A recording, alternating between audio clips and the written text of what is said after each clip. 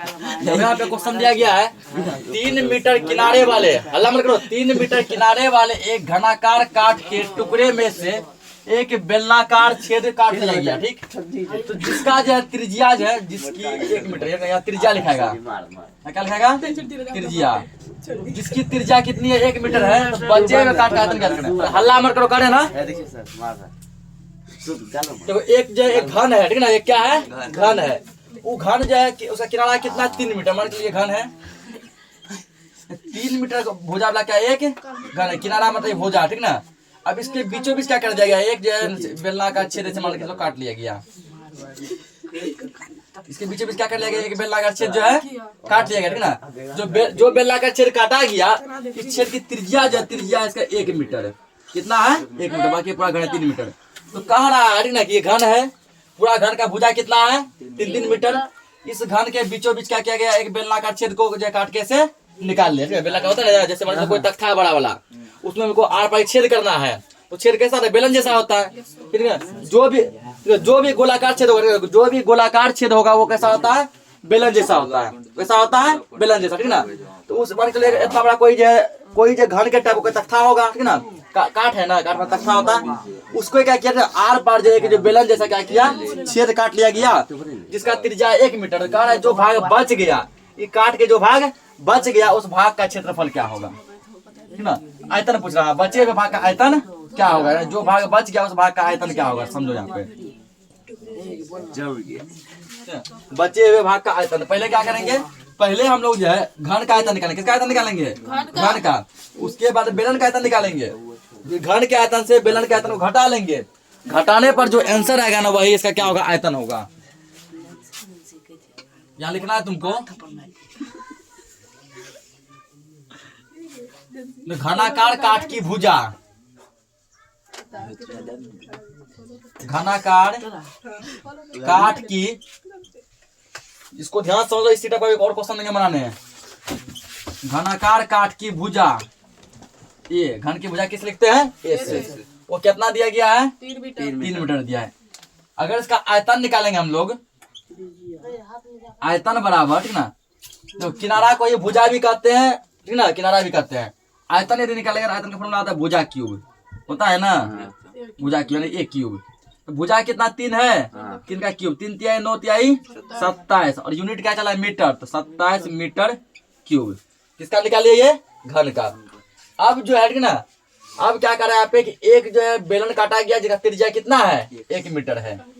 तो इसका आपको इसका यदि आयतन निकालना है, तो ऊंचाई भी चाहिए ना, क्या चाहिए, ऊंचाई चाहिए। यहाँ लिखेंगे हम लोग बेलन की ऊंचाई, बेलन की बेलन की त्रिज्या, बेलन की त्रिज्या आर कितना दिया गया है, तो ये दिया गया तुमको 1 मीटर। इसका लिखेंगे उसका ऊंचाई, किसका ऊंचाई, बेलन का ऊंचाई, ऊंचाई इसका h। अब जैसे देखो ना, जो घन जो काटा गया था, उस घन का भुजा कितना है 3 मीटर। सपोज करो जैसे मान लीजिए ये घन है, इसका भुजा 3 मीटर है ना, ये 3 मीटर, ये भी कितना है 3 मीटर। इसको जो काटा जो होगा यहाँ पे, तो बेलन तो यहाँ से यहाँ तक है, ये ऊंचा है ना, और यहाँ से तो ये भुजा जी कितना 3 मीटर है ना, यानी बेलन का जो ऊंचाई जो होगा वो उतना ही होगा जितना कि घन का क्या है, भुजा है, जितना घन का क्या है भुजा, क्योंकि उतना ही ऊंचा कटा है ना, उसी बराबर कटा है। तो ऊंचाई भी इसका कितना हो जाएगा, ऊंचाई हो जाएगा 3 मीटर होगा ना। इसका निकाल लो आयतन, क्या निकाल लो, आयतन। किसका आयतन, ये तो बेलन का आयतन क्या होता है, पाई आर स्क्वायर एच, यही होता है ना। तो पाई का मान हम लोग जानते हैं कि पाई का मान जो होता है वो 22/7 होता है। 22/7 गुना आर का मान कितना है, तो आर का मान है 1, 1 का स्क्वायर गुना एच, एच का मान है 3, इतना हो गया। अब क्या करना है ना, अब इसको बस गुना करना है। इसको जब गुना करेगा, 1 का स्क्वायर कितना होगा, 1 क्या होगा ना, 1 का स्क्वायर जब 1 होगा, 22 को 3 से गुना करेगा तो 22 तिया कितना हो जाएगा, 66 हो जाएगा, होगा ना। तो 1 का स्क्वायर हो गया 1, तो 22 तिया 66/7, यही प्रकार इसका यूनिट मीटर क्यूब, इतना आ गया। अब किसका निकाले, बेलन का। अब क्या कर रहे हैं ना कि बचे हुए काठ का आयतन निकाले, किसका निकालना है, बचे हुए, जो बच गया उसका निकालो। हमको ना तो ये पूछा था ना ही ये पूछा था, ठीक ना, बल्कि बोला गया जो बच गया है उसका आयतन निकालो। तो क्या करेंगे, टोटल क्या था, टोटल घन था, काटे क्या बेलन, घन से बेलन को निकाल लेंगे, वही करेंगे ना, घन से बेलन को निकाल लेंगे, घटा लेंगे। अब बचे हुए काठ का आयतन, बचे हुए काठ का आयतन, तो टोटल जिसका था वो क्या था 27 माइनस ये टोटल हुआ घन का, और जिसमें कि बेलन कितना काटे हैं 66/7। इसके नीचे कुछ क्या है, एक है, इसका एलसीएम आएगा 7 आएगा ना, 7 से गुना करो उसको, 7 7 49 का 9 हासिल 4, 7 9 14, 14 4 18 माइनस 66, 9 में से छो गया 3, 18 में छो गया 12/7। तो आंसर इतना ही दिया गया है कि पॉइंट में दिया है या पूर्णांक में दिया है, पूर्णांक में दिया, ठीक ना, पूर्णांक में दिया, तुम पूर्णांक में कर दो, पूर्णांक में कर दो, इसको क्या होगा 7 से 17 7 19 से होता है ना, 17 7 19 119 हुआ, 119 में कितना जोड़ेंगे 23 पूरेगा 4, 17 7 19 119 119 4 123, 17.4/7 मीटर क्यूब, ये इस सवाल का आंसर हो गया, नोट करो इसको। देखो अगला क्वेश्चन है, एक आयताकार कागज का टुकड़ा है, ठीक ना, जो कि 22 मीटर लंबा है और 10 मीटर चौड़ा है। इस कागज के टुकड़े को लंबाई के अनुदिश मोड़ कर क्या कर दिया गया, एक बेलन बना दिया गया। तो जो बेलन बनाया गया उस बेलन का आयतन क्या होगा, इस बेलन का आयतन क्या होगा, ठीक ना। देखो पहले ये एक कागज है, ठीक है, एक कागज का टुकड़ा है जिसका लंबाई कितना है 22 मीटर, चौड़ाई कितना है 10 मीटर। इसको लंबाई का अनुदिश ऐसे मोड़ा गया, देखो ऐसे कैसे मोड़ा गया, ठीक ना, ऐसे क्या कर दिया, गोल बन गया, मोड़ दिया। जब ऐसे गोल मोड़ के गोल से चिपका दिया, स्टेपलर से पिन ठोक दिया, ये क्या बन गया, बेलन बन गया। अब कह रहा है बेलन का आयतन, तो बताओ जो बेलन जो बनेगा उसका ऊंचाई कितना होगा, 10 होगा ना, तो इसका ऊंचाई कितना 10 है। इसी को जब ऐसे कोड़ के ऐसे करके जैसे गोल जब मोड़ा गया, ऐसे गोल हो गया, तो गोल गोलाकार ये बेलन बन गया। तो जितना ऊंचाई है उतना ही ऊंचा क्या होगा, बेलन का भी ऊंचाई होगा। इसका मतलब बेलन का ऊंचाई कितना हो जाएगा 10 हो जाएगा, ठीक ना। तो सबसे पहले हमको अब जब बेलन का ऊंचाई तो पता चल गया, लेकिन बेलन का जो है क्षेत्रफल त्रिज्या पता नहीं चल पाया है, नहीं चला है, क्योंकि आयतन निकालने के लिए चाहिए ऊंचाई और त्रिज्या दोनों, और त्रिज्या निकालने के लिए हमको पूरा सोल्व करना पड़ेगा, केवल एक त्रिज्या निकालने के लिए पूरा सोल्व करना पड़ेगा, तब त्रिज्या निकलेगा, और तब त्रिज्या और ऊंचाई के हेल्प से क्या निकालेंगे हम लोग, आयतन निकालेंगे। देखो पहले आयताकार कागज के टुकड़े का क्षेत्रफल, आयताकार कागज के टुकड़े का क्षेत्रफल, तो आयताकार कागज के टुकड़े कहने का मतलब हुआ कि आयत का क्षेत्रफल।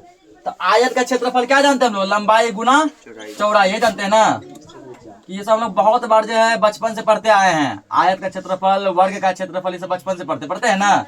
लंबाई गुना चौड़ाई, लंबाई कितना है इसका 22 गुना चौड़ाई कितना है 10, और जब इसको करेगा तुम गुना देखो ये 220 सेंटीमीटर स्क्वायर। अब देखो जितना आयत का क्षेत्रफल है उतना ही जो है बेलन का क्षेत्रफल होगा। पूछेगा कैसे, क्योंकि जो आयताकार कागज का टुकड़ा था उसी टुकड़े को मोड़कर क्या बनाया गया है, बेलन। क्या बेलन को बनाने के लिए कोई बाहरी कागज लगा है, नहीं।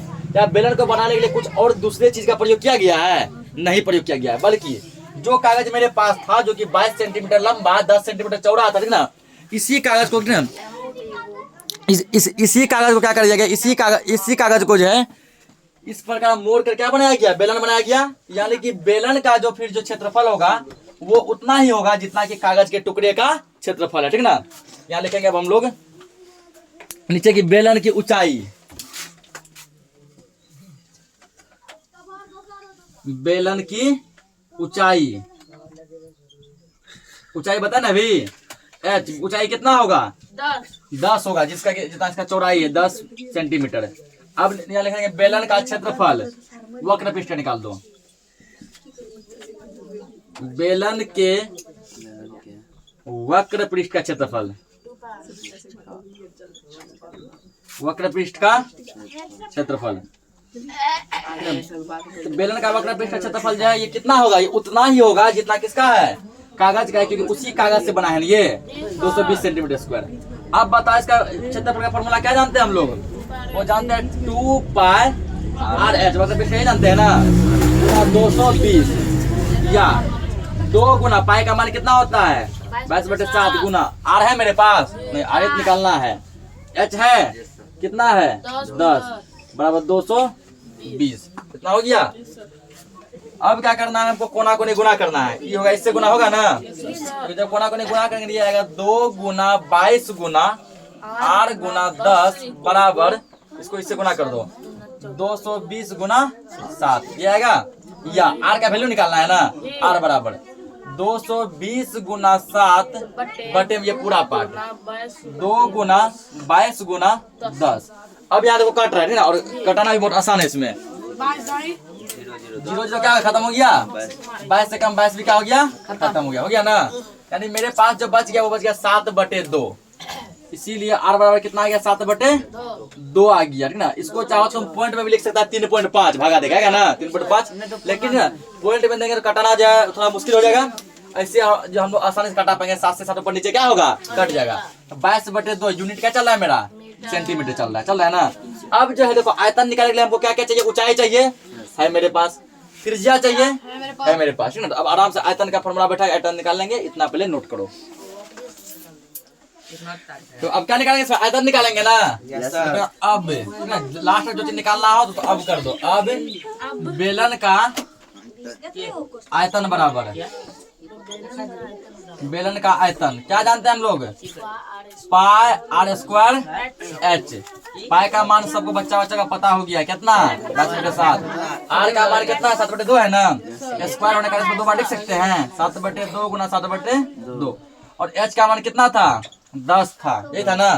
कटाओ इसको, तो 7 से 7 क्या हो गया, जय हिंद जय भारत, ठीक ना। 7 के अनुसार खत्म, 2 से हो गया 11 बार में खत्म हो गया सीधा।